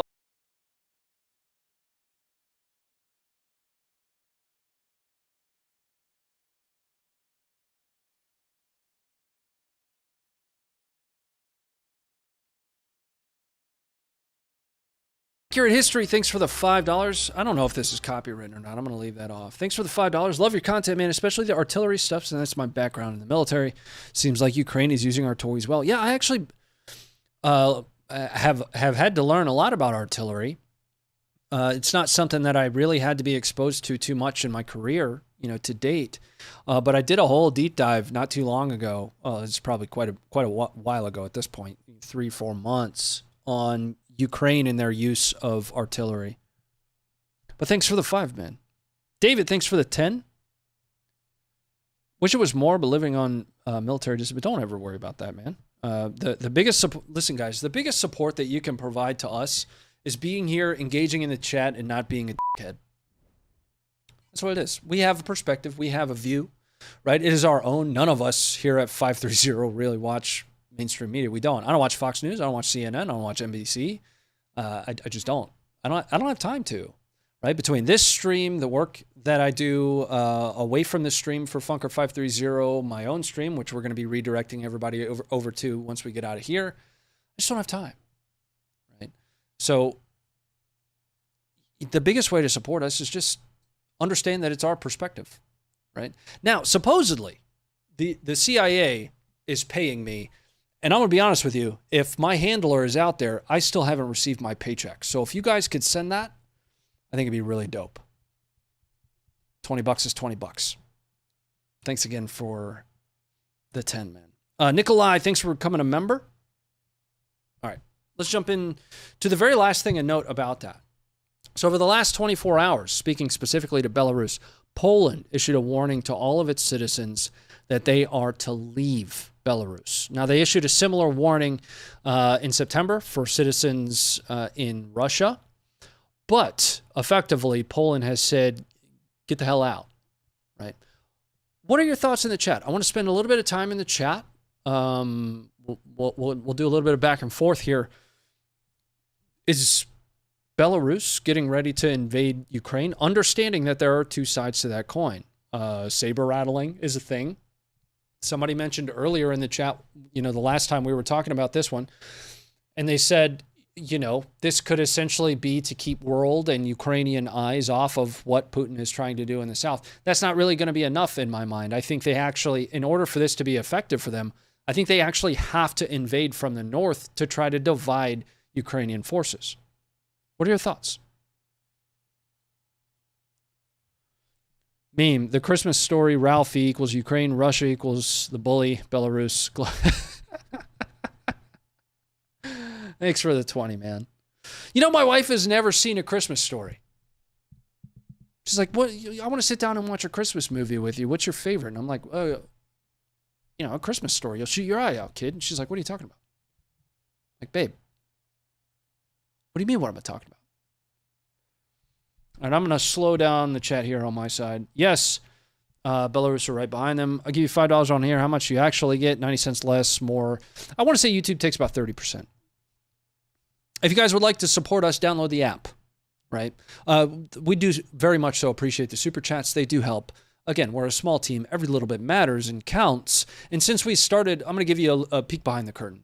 Since we've started with the streams and with edited content with some dude's face on it, rather than doing just raw combat uploads, in the hopes of providing a little bit of context in what we see, our channel's pretty much been shut down. I'm sure you guys are hearing that from many, many, many other channels. We used to post a piece of combat footage, it'd go millions of views. We post an edited video where we do a deep dive on a piece of footage and provide additional context for it. Since we started the live streams, it's really been trampled. So those absolutely do help us. The super chats do, and we appreciate it very much. Poland knows something we don't. I find that hard to believe, right? So Funker530 actually sent a team member to Ukraine. So Will went to Ukraine for us, and you can actually still find those videos on the app and on the website.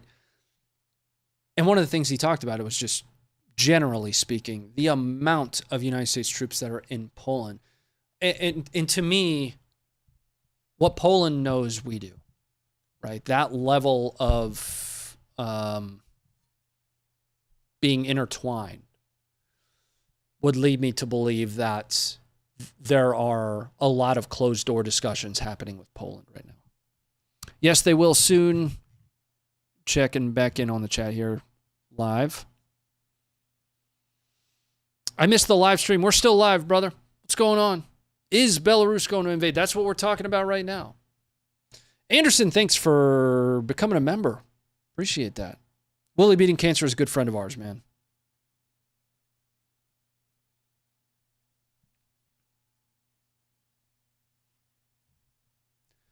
White Lightning, thanks for the $10. Ukraine should hit the Kirch Bridge again immediately to show Putin that they are not intimidated. Russia needs to 100% pull out. I'm not going to disagree with you. I think that that's the desirable end state. I consider myself a little bit of a realist, though, right? I mean, this has been happening for how long now? Western munitions, Western weapon systems have helped turn the tide of late. But at some point, I think we have to understand that Putin is essentially all in, right?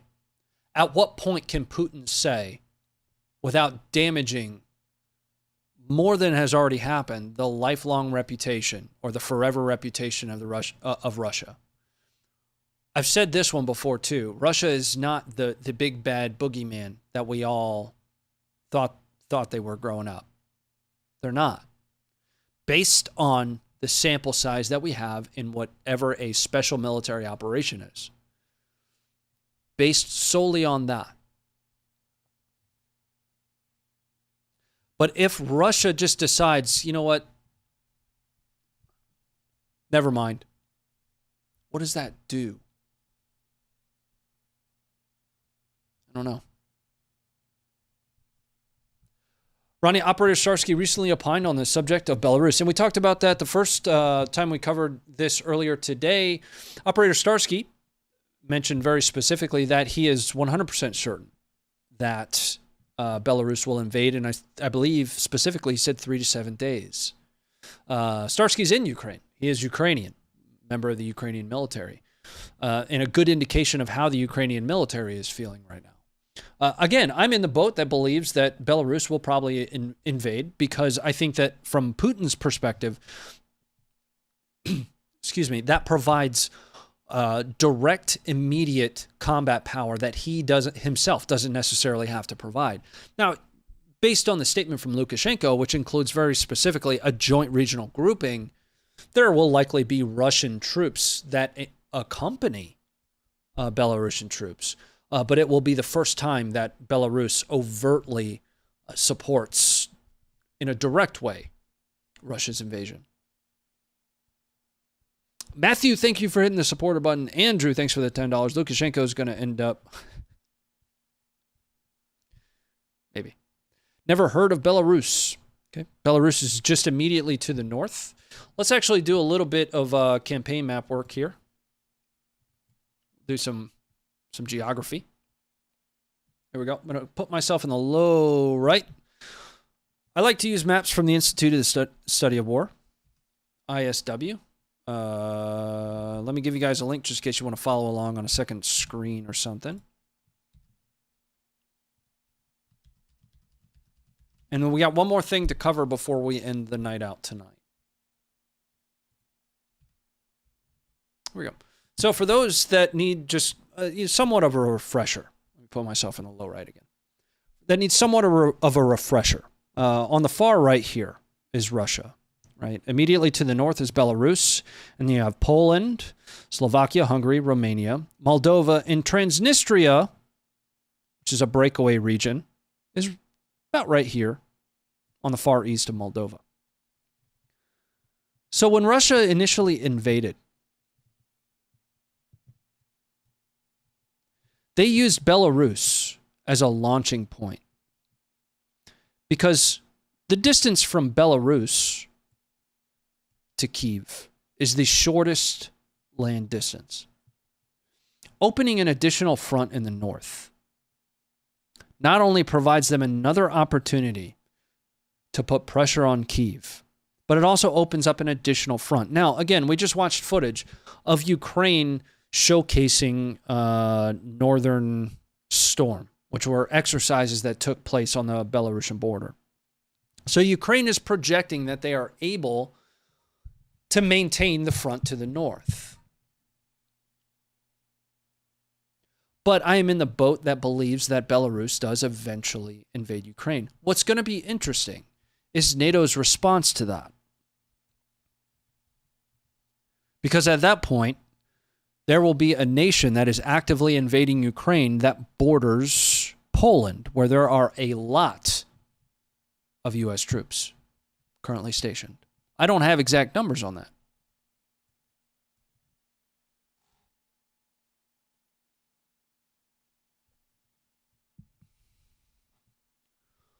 But I mean, even when Russia was, driving in from the north at Chernobyl, they weren't overly smart about it. If I'm not mistaken, they dug, fighting positions in the contaminated soil at Chernobyl, and then all had to be bused to hospitals. So that's what I wanted to cover on Chernobyl. And the last thing that I wanted to take some time and revisit here before we close things out for the evening is the Crimean Bridge. So let's cover the Kirch Bridge really quick, and we'll do that once again from a maps perspective. We'll talk a little bit about significance of the Kirch Bridge. So we're going to zoom down here into Crimea, the very south of Ukraine, in the city of Kerch. And there's a bridge that connects Kerch here to Russia here. Now, prior to this bridge, which was just completed, I want to say 2019, there were ferries that used to take you across this strait, the Kerch Strait. The Kerch Bridge is essentially the crown jewel of bridges for Russia. It's the longest bridge they've ever done. Putin himself led the first vehicle convoy across it.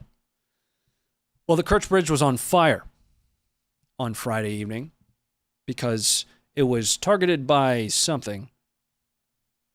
That video is going to be coming up for you here as soon as I figure out how to work a keyboard.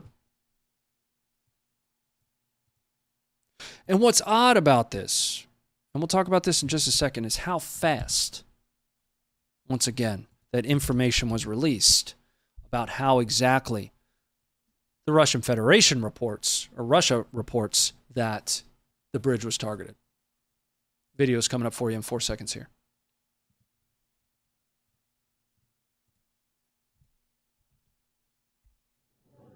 При заезде, получается, на сторону Керчи. сторону Керчи. Правая полоса, сторону Керчи.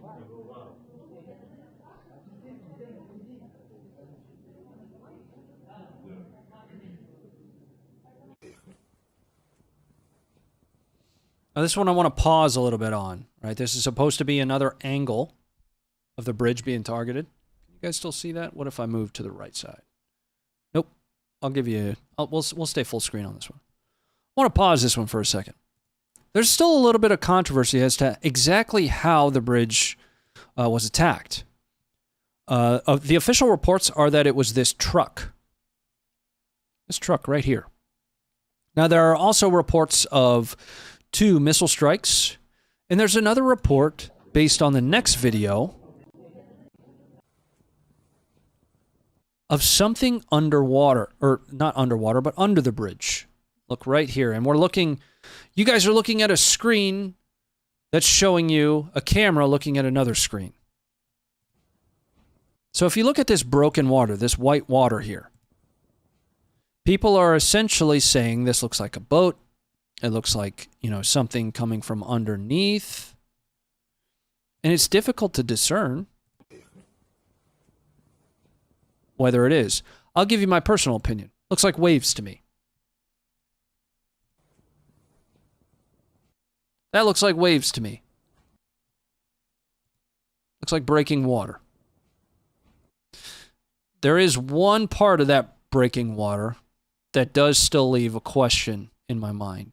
And that's going to be on the far right. Right there. That.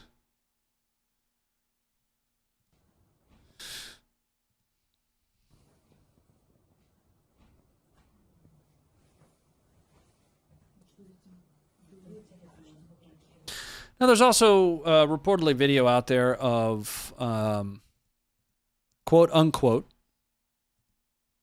Got another video coming up here and we'll continue talking about this.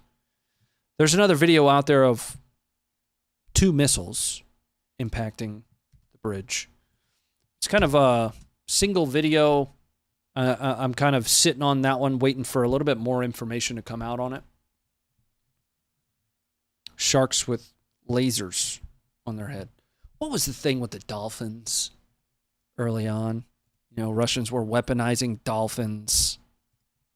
More video here. Some of the damage.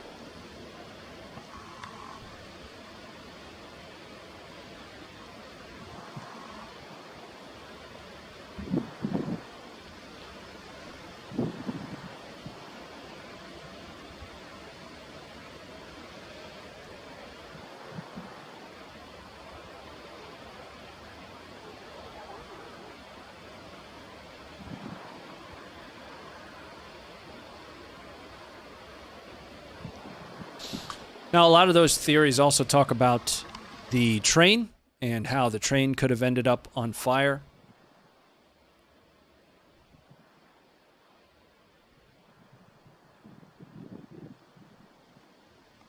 Carl, thanks for the $5. Explosion was underneath the bridge. Engineers stated that an explosion from the road would not collapse the bridge. Interesting.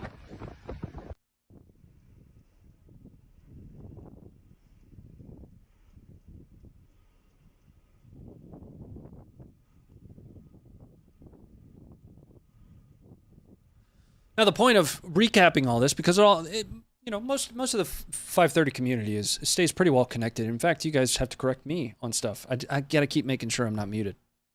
The point of showing you all this is it brings a little bit of context to a lot of the strikes that took place today in Kyiv.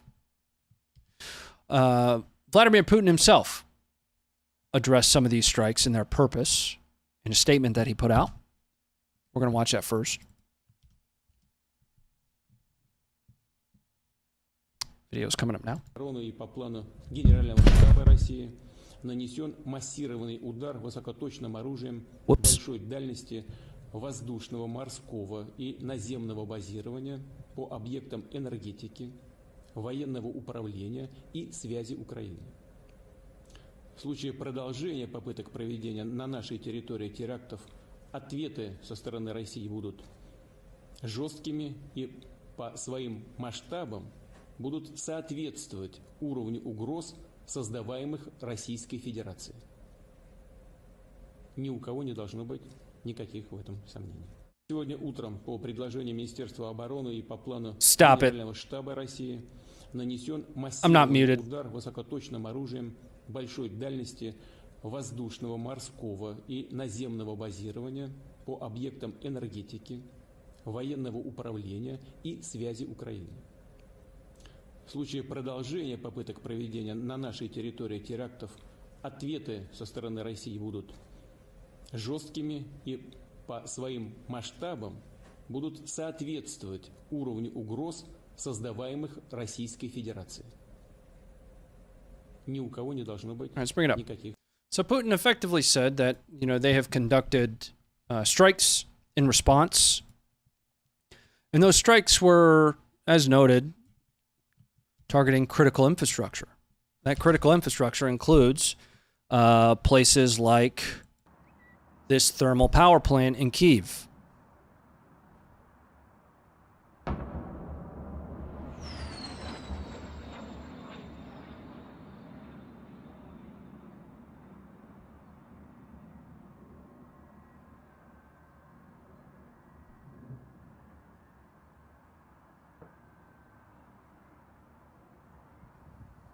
Those that aren't aware, attacking critical infrastructure directly, so power grids, water, is considered a war crime. But it also hit other critical infrastructure.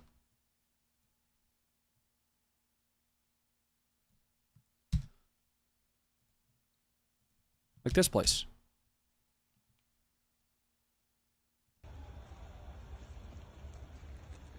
A park.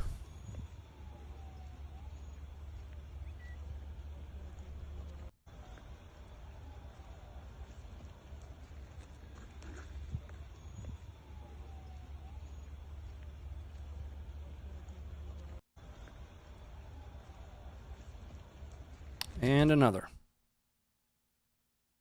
Of the same park.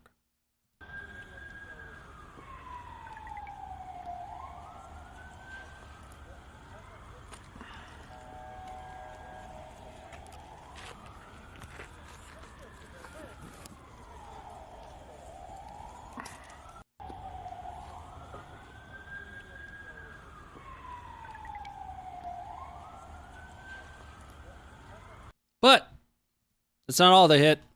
What about those pesky military targets, pedestrians in their maniacal land bridges?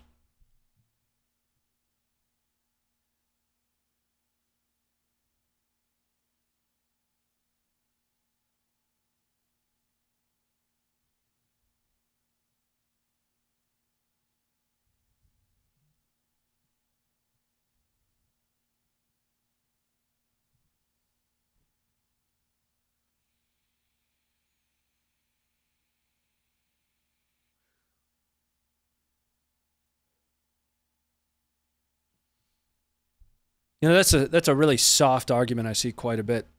We're jumping into the chat. I see that one a lot. You know, shocking all Iraq wasn't a war crime, or Afghanistan this or that wasn't a war crime. Talking about two separate things right now, boss.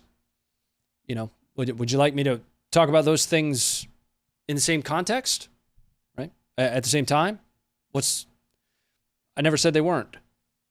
In fact, we've called out stuff like that quite a bit here on Funker 530. And your whataboutism isn't going to work, okay? So keep that one to yourself. But there's one more I wanted to show you about these strikes.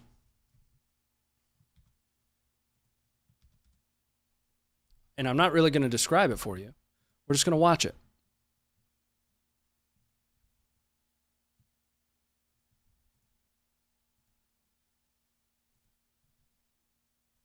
У мене трясуться руки, тому що я щойно побачила, як летить ракета. І я почула це.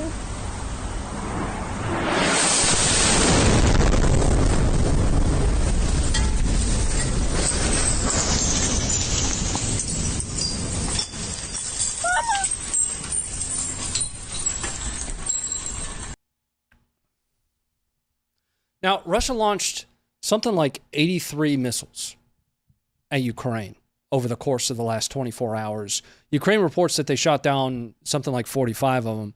And there's really only one that I kind of wanted to talk about. And if you're just now joining us, we actually covered this when we first started. I'm kind of restructuring our live stream to rehash a few things that we covered throughout the stream towards the end of it. That way, if you joined us midway through, you were able to see a lot of the footage that we talked about. There's really only one, and I didn't know that this was a thing. I didn't know it was possible. At least one of those missiles was shot down by a man-portable air defense system, MANPADS, specifically an Igla. Video is coming up for you here. I didn't know you could do that. I didn't know that at all. But Ukraine did it. Here you go. Идет! Давай, давай!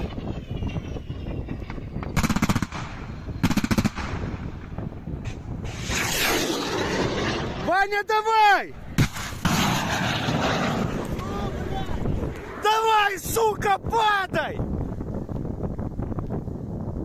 Да! I didn't know that was a thing.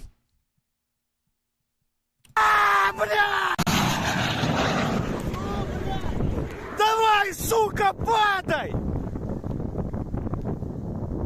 Да, бля!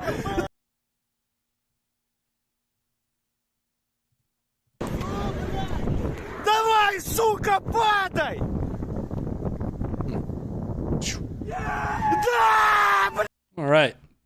So again, essentially Putin's response to the attack on the Crimea Bridge, whatever it may have been, was to launch everything from Shahed loitering munition drones that were provided from Iran to caliber cruise missiles, 83 total. You know, it was everything from missiles to loitering munitions, or what are, you know, better known as kamikaze drones. Just the more appropriate name for them would be loitering munitions. What I want to do is I want to check the website really quick, because now is around about when Josh is normally posting. We've got one to look at here that we haven't seen so far yet tonight. We've got Ukrainians in an unarmored truck taking contact while moving to the front lines. For a location perspective, we don't have one on this. There should be some interesting footage coming up for you now.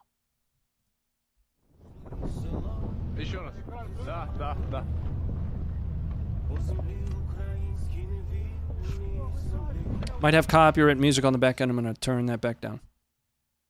Well, we'll deal with it after the fact.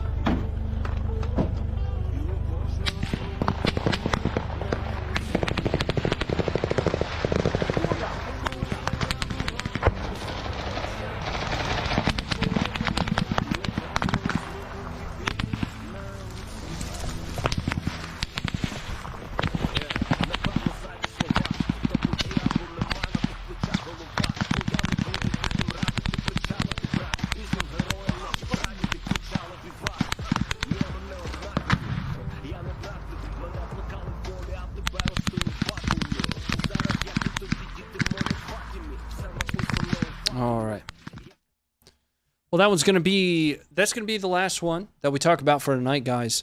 This will be our last stream. I'm headed away danger soon to kind of take part in just a quick 2-week trip to film a TV show.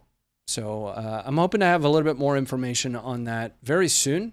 And we talked about this a few months ago. I was a little bit premature in announcing it. Something like 1 in 4 men have performance issues.